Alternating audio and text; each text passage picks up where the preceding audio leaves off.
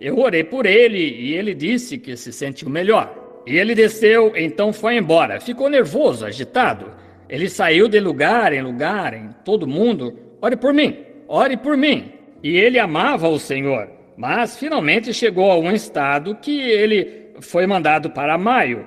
Na Maio, o examinaram e disseram: você tem uma chance entre 1000 de viver. Isso deu início a uma infecção. Todo o seu corpo está envenenado e com uremia. E, me esqueci o que mais. Disseram: você tem uma chance entre 1000. Então ele disse: eu arrisquei. Ele disse: eu orei. Deus, tu sabes que te amo, e eu fui a todos os teus servos. E ele arriscou, e eles o fizeram dormir. E disse que quando acordou no quarto, ele disse que havia uma luz brilhando no quarto, e a glória de Deus o cercava. E os médicos ficaram surpreendidos. Eles chegaram e disseram: bem, o que aconteceu aqui? Ora, ele disse: quero ir para casa. O que foi isso? Bem, ele tinha baseado sua esperança em: se algo me acontecer, eu irei até o irmão Roberts. Se isso falhar, eu irei até o irmão Branham. E, no entanto, ele amava ao Senhor Jesus. Deus teve que deixar tudo mais falhar para colocá-lo ali na sua cama, mesmo quando o médico disse: não podemos fazer nada. E então, quando o amor divino alcançou o seu objetivo, a graça soberana entrou e tomou o seu lugar. Ela fará isto todas as vezes. Se seus motivos forem corretos, suas alternativas forem corretas. Se você tiver o amor divino e crer, siga em frente, sem duvidar de nada. Quando chega, parece que o fim do caminho chegou, então a graça soberana ocupa o seu lugar. Como tenho visto isto operar? Como tenho observado isso na minha própria vida, e não somente através de uma teologia, ou não através de algum tipo da experiência de outros. Estou tão feliz hoje, pois eu posso falar de uma experiência pessoal em saber que isto é verdade. Por que tememos então? Contanto que saibamos que o amor de Cristo está divinamente descansando em nosso coração, que passamos da morte para a vida. Todos os demônios do inferno não têm uma chance de entrar, mesmo na morte, se você permanecer naquele amor e fé. É exatamente como um bebezinho. Você pega um bebezinho, eu lhe mostrarei para que as crianças possam compreender. Aqui está a senhora Kelly sentada aqui à nossa frente.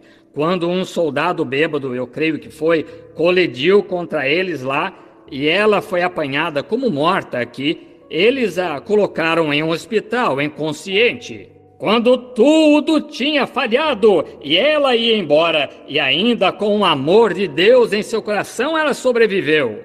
Foi ali aquele dia, e então a graça soberana foi projetada de acordo com o amor divino, e aqui está ela sentada esta manhã no nosso meio, viva hoje.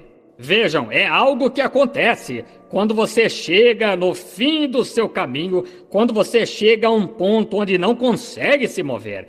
Então, o poder de Deus moverá através da graça soberana a coisa que você vê. Você toma uma criancinha, um bebezinho que faz birra e tem acesso e grita, e chuta e grita, e de repente perde o fôlego. E você vê a mãe agarrá-lo e puxá-lo e jogá-lo para cima, soprar no seu rosto. Não interfira! Nunca aconteceu em toda a história médica um que já morreu assim. Ele não vai morrer, ele apenas está fazendo birra. Ele está tentando fazer que tenham dó dele. Ele está tentando ser teimoso como uma mula e está apenas fazendo birra. E quando a birra chega a certo ponto, ele prende o fôlego até não conseguir mais, então a natureza se ajusta e ele se relaxa e começa a respirar novamente. Toda a correria e a gritaria simplesmente fazem gritaria e o soprar no seu rosto e o torna pior. Esta é a maneira que é depois de viajarmos de igreja em igreja, de um lado para o outro, de culto de cura para culto de cura. Irmão, tome o amor e siga adiante, porque você está no fim do caminho. Deus projetará a graça soberana quando você chegar no fim do caminho. Quando o amor encontrar seu suprimento, Deus está obrigado então, quando você chega ao seu fim e o homem encontra seu fim. Então a graça toma conta, é a natureza de Deus agir assim. Como tenho observado isto, como que quando eu estivesse, desculpem-me por este testemunho pessoal agora, por um minuto. Vocês leram o livro ali naquele dia em Portland, Oregon, quando aquele maníaco correu até a plataforma, ele ia me matar. Todos vocês leram sobre isso, talvez, no livro. O que aconteceu? Deus me enviou para pregar o evangelho. Aquilo eu estava fazendo. Milhares de pessoas se reuniram. As ruas estavam cheias e 6.000 e tantas estavam do lado de dentro e estava chovendo bastante. O povo ali de pé. Seus corações estavam almejando, famintos. Foi nesse lugar que não havia ninguém no campo, na reunião, e tinham que puxar você pela multidão e tudo mais com escolta policial para entrar. Eu fiquei em um quarto e ali levei 2 pequenos policiais para Cristo, ali no camarim. 2 jovens da polícia com seus 20 e poucos anos. A mãe de um deles havia sido curada na noite anterior e os 2 se inclinaram ali e eu os guiei para o Senhor Jesus. Ao entrar na plataforma para falar sobre a fé, de repente o maníaco que havia batido num pregador lá embaixo na rua, naquela tarde, tinha escapado do hospício, quebrou a sua clavícula, quebrou seu maxilar. Ele tinha mania de matar pregadores. Ele correu para dentro e pensou, esta é a minha chance. Ali em cima da plataforma veio ele, pesando cerca de 250 ou 260, aproximadamente 6 pés e 10 polegadas de altura, balançando as suas mãos para frente e para trás. Ele disse, seu hipócrita, seu enganador disfarçado. Ali estava o culto de Deus em ordem, o povo sendo curado, milhares sendo salvos e abençoados, ministros inspirados. Este grande reavivamento bem no seu começo, então, para começar trazendo-o através do mundo. Sentado ali em cima estava T.L. Osborne, amém, o qual tem ganhado milhares e milhares de almas para Cristo sentado ali, pastoreando uma igreja com 8 ou 10 na sua congregação, descendo, saindo da galeria. E aquele maníaco correu para a plataforma para perturbar a reunião do Senhor. E ele disse, seu enganador disfarçado, seu hipócrita, impondo a si mesmo como um servo de Deus, vou lhe mostrar esta noite, você não é nenhum servo de Deus, e vou quebrar cada osso do seu pequeno corpo desprezível.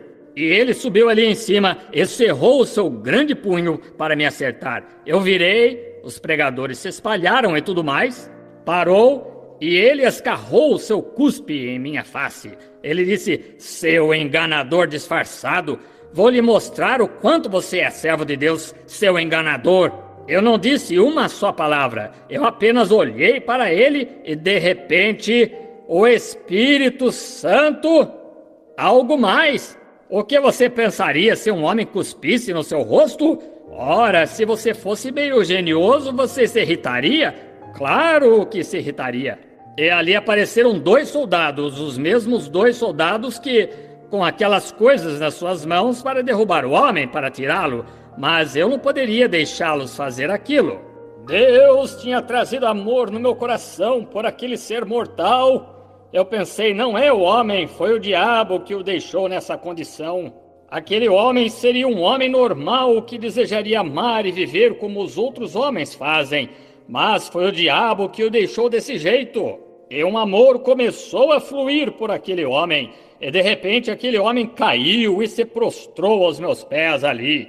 Quando o amor divino foi projetado, a graça soberana chegou e tomou o seu lugar. Ela fará isso todas as vezes. Aqui, não muito tempo atrás, quando... Pode ser que eu tenha lhes contado isto antes.